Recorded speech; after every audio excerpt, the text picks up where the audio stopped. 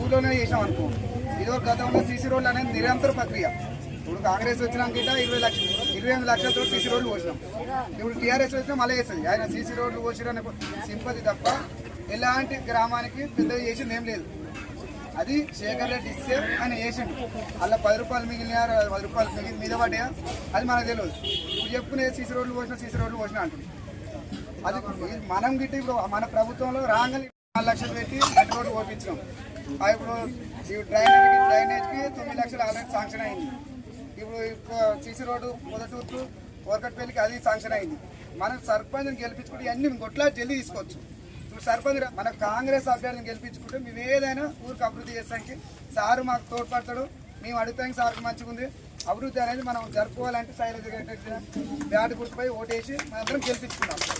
వార్డులలో గిట ward number ఏ ward అయితే వార్డు నెంబర్ గుర్తు పెడతారు. దయచేసి వార్డులకు సర్పంచ్ మాపై దయతలిచి ఓటేయాలని కోరుతున్నాం. శైలజ నేను సర్పంచ్గా పోటీ చేయబోతున్నాను. మీరందరి సహాయ సహకారాలతో నన్ను గెలిపించగలరని కోరుకుంటున్నాను. మీకు ఏ పనైనా ఏ అవసరమైనా నా సొంత ఒకవేళ కేంద్రం నుంచి రాకున్నా ప్రభుత్వం నుంచి రాకున్నా నా సొంత పైసలతో నేను పెట్టి చేయించేస్తాను. నా దగ్గర ఉంది. మీరు 20 ఏళ్ళ నాడు నా కొడుకు వస్తే ఈ పీమిల్ లింగారెడ్డి కొడుకు అని గుర్తు పెట్టుకునేలాగా నేను చేస్తాను. అది నన్ను నమ్మండి అంతే. గ్రామ మహిళలందరికీ, గ్రామ పెద్దలకు, కాంగ్రెస్ కార్యకర్తలకు, కాంగ్రెస్ పార్టీ నాయకులకు నా ప్రత్యేక ధన్యవాదాలు, నా నమస్కారాలు. మనం ఈరోజు ఇక్కడ ఎందుకు సమావేశమైనమంటే నేను నా భార్య శైలజ సర్పంచ్ క్యాండిడేట్గా కాంగ్రెస్ బలపరిచిన అభ్యర్థిగా మీ ముందుకు వస్తున్నాం. మీ అందరినీ ఓటు అడుగుతున్నాం. ఓటు ఎందుకు అడుగుతున్నామంటే ఈమె సర్పంచ్గా గెలిస్తే ఏమైనా ఊరికి గ్రామ సమస్యలు ఉంటే ఆ గ్రామ సమస్యలు మేము తీర్చడానికి ఇక్కడికి వస్తున్నాను. నేను అందరు అంటున్నారు ఈ ఊర్లో ఇన్ని రోజులు లేడు కదా, ఇప్పుడు ఓన్లీ ఓట్లు వేసుకొని సర్పంచ్ అనే పదవి తీసుకొని వెళ్ళిపోదామని చూస్తున్నారు, అందుకనే వచ్చినారని మా మీద ఒక అలిగేషన్ చేస్తున్నారు ప్రత్యర్థులు. అలాంటిది ఏమీ లేదు. మేము ఇన్ని రోజులు ఈ ఊర్లో ఏమీ రాజకీయాలు చేయలేదు. కొత్తగా వస్తున్నాం.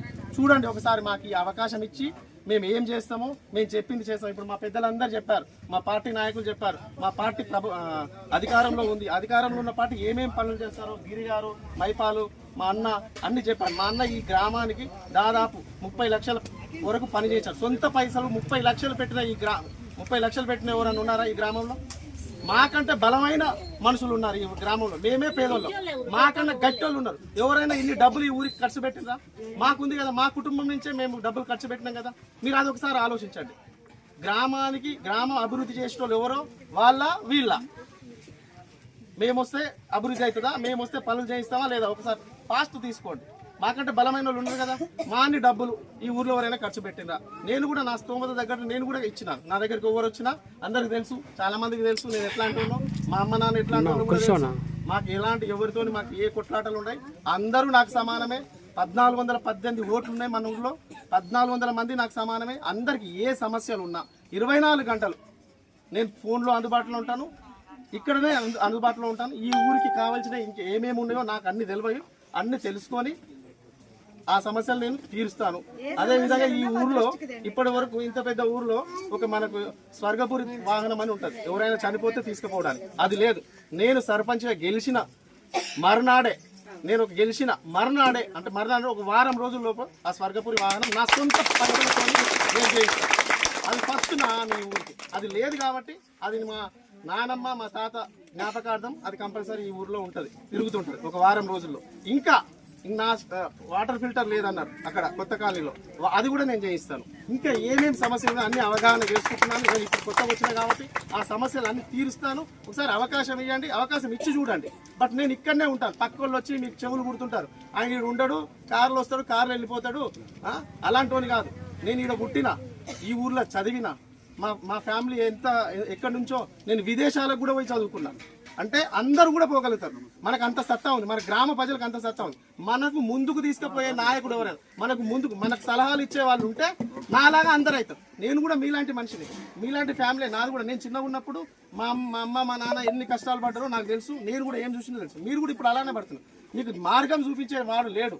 మేము వెతుకొని సొంతంగా అన్వేషణ చేసుకొని మేము ముందుకెళ్ళి విదేశాలకు వెళ్ళి ఇప్పుడు మా అన్న కానీ మా కుటుంబం నుంచి మేమంతా బయట వ్యాపారాలు కూడా చేస్తున్నాం, బయట పోయి చదువుకుంటున్నాం. మా పిల్లలు కూడా ఇప్పుడు బయటకు వెళ్ళి చదువుకుంటున్నారు. ఇప్పుడు మాలాగా మీ పిల్లలు కూడా తయారు చేయాలని మా కోరిక. దానితోనే ఈ ఊరికి వస్తున్నాం. నా ద్వారా ఈ ఊరికి అట్లీస్ట్ నా ద్వారా లింగారెడ్డి ఈ భీమిడి వాళ్ళ ఫ్యామిలీ ద్వారా ఏమైనా జరిగిందా అని చెప్పుకోవడానికి వస్తున్నాం. మేము ఊరిలో తీసుకుపోవడానికి రావట్లేదు.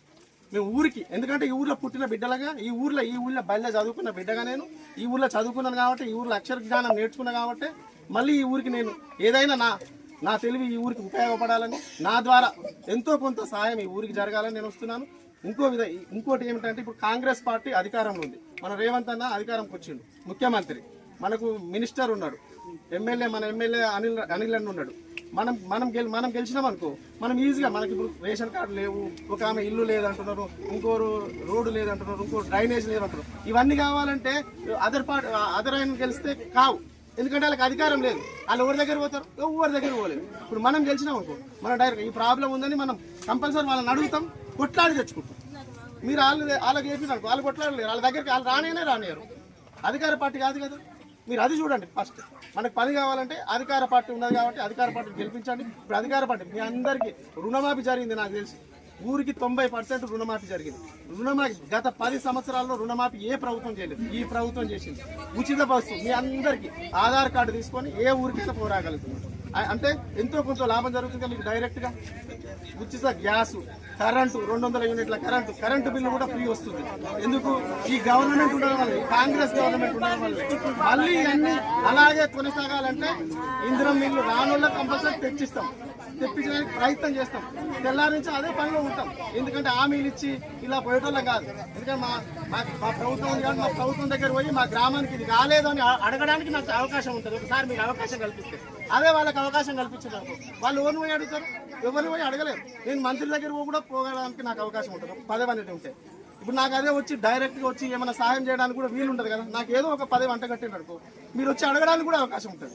ఎనీ టైం అడగడానికి అవకాశం ఉంటుంది. నేను ఈయనే ఉంటా, ఎక్కడ పోను. వేరే వాళ్ళ మాటలు అస్సలు నమ్మకండి.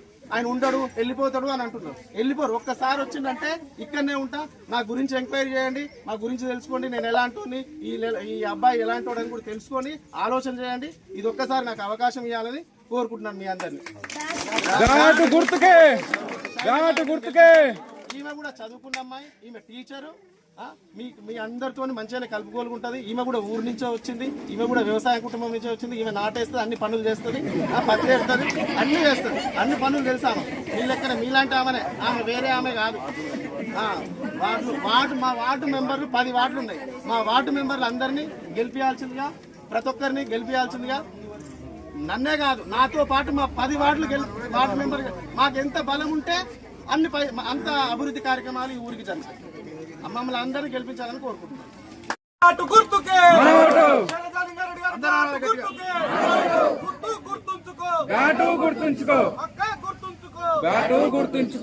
భీమిడి శైలజా లింగారెడ్డి గారి బ్యాటు గుర్తుకే.